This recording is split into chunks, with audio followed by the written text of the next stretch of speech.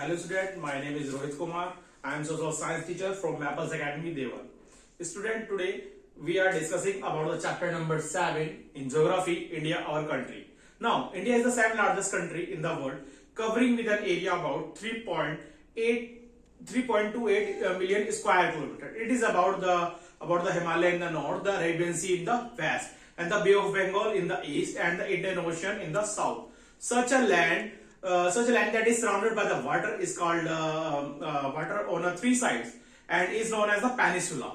And due to the vast extent, our country is a large variety of the landforms ranging from the lofty Himalayas, the Great Indian Desert, and the Northern Plains and the Peninsular Plateau, the coastal plains and the coral island. It also has a great diversity in the climatic vegetation and wildlife and the culture. People from a different region of the Indian spread different languages, followed a different custom, religion, tradition, etc. Our country has a rich traditions of the respect for this diversity. It is the unity in the diversity that binds us together as a nation. Now the location and the extent. Now India is the standard in the southern part of the continent of the Asia. It is well as connected to the rest of the world due to its favorable location at the head of the Indian Ocean. Now it is a past long coastline provided easy access to our country to European travelers. The Himalaya allowed many foreigners such as the Mughals, the Chinese, and the Turks, the center India. Even today, the world major air and the sea routes passes through the India. This has the help boost the trade lies with many countries, and India is lies both in the northern and eastern hemisphere. It extends from south to the north. That Indian mainland extends between the 8 degree north, 8 degree 4 minute north, and 37 degree 6 minute north latitude.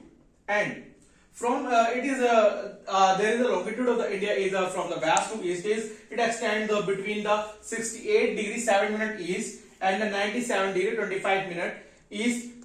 India's vast latitudinal extent is responsible for the variety of in the climate condition, natural vegetation, and the wildlife in our country. However, the vast longitudinal extent poses the problem in determining the timing. The longitudinal extent of the India is about 29 degrees. Due to its great longitudinal extent, the local time is different from place to place, and we know that the local time changes by the 4 minutes for every degree of the longitude. So that the difference between the places located on the easternmost and the westernmost part of the India would be nearly 25 multiplied by 4 minute. That is nearly 2 hours, and this means the sun rises 2 hours earlier in the Arunachal Pradesh and in the east than the Gujarat in the west. And in order to avoid the confusion, the longitudinal extent 82 degree half minute east, and then 82 degree 30 minute east, which runs almost through the middle of the country, has been chosen as the standard meridian of the entire country. The local time at the meridian is known as the Indian Standard Time, and it is the standard time for the entire a subcontinent is a part of the continent which is a standard out of the separately from the rest of the continent due to its distinct geographical feature. The countries India, Pakistan, Bangladesh, Nepal, Bhutan make up the Indian subcontinent. The Indian subcontinent is separated from the rest of the Asia by the Himalayas and India share boundaries between the 7 countries: Pakistan, China, Nepal, Bangladesh, Bhutan, Myanmar, and Afghanistan. To the south of the India, 2 island neighbors, that means the Sri Lanka and the Maldives, and the Pakistan state. They separate the India from the Sri Lanka. A straight narrow the stretch of the water connecting the two large water bodies such as the sea physical divisions, the Himalayas, and associated with the mountain ranges, the northern Indian plains, and the Great Indian Desert, the Peninsular Plateau, and the coastal plains and the island groups. Now, the northern mountains, a chain of the mountains border had a border in India in the north. The Karakoram ranges, the Kashmir, and are the northmost ranges of the India. They lie in the northern part of the Kashmir. They separate the India from the China, Afghanistan. Now India, the highest peak is a K2. That K2 is also known as the Mount Godwin Austen. Lies in the Karakoram range. K2 is the world's second highest peak. The Jaskar and the Ladakh ranges are the two parallel ranges lie in the south of the Karakoram range. To the south of the Karakoram lies in the world highest mountain ranges, the Himalayas, and the word Himalayas derive from the two words Him and the Alya. Him, the meaning of the Him means the abode of the snow, and the Youngfold mountain ranges stretches the narrow of the Jammu and Kashmir and the vast to the Arunachal Pradesh in the east. Plains, what about the northern plains of the India, are located to the south of the Himalayas. They extend from the foot of the Himalaya, the Peninsular Plateau.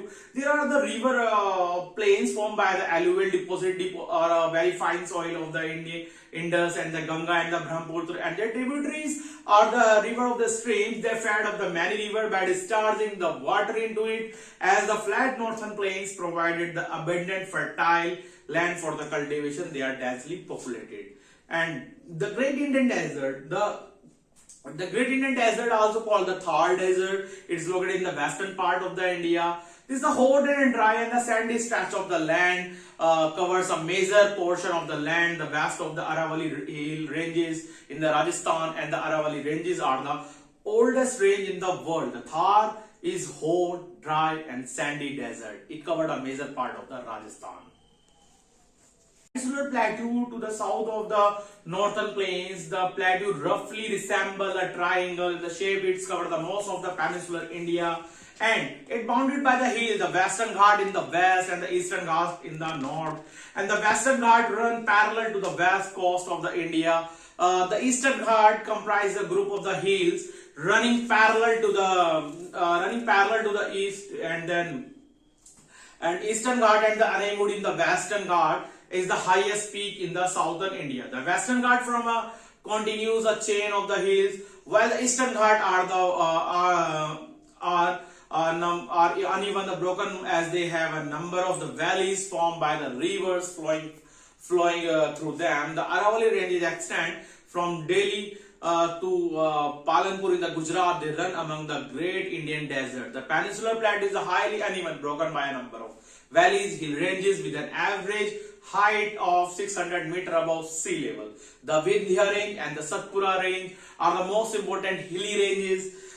They cut across the Peninsular Plateau in the north and in the south respectively. The Narmada, the Tapi river flow the west through the ranges of the Arabian Sea. The Vindhyas are the low ranges extended from the Bihar to the Gujarat, and they separate the south of the North India.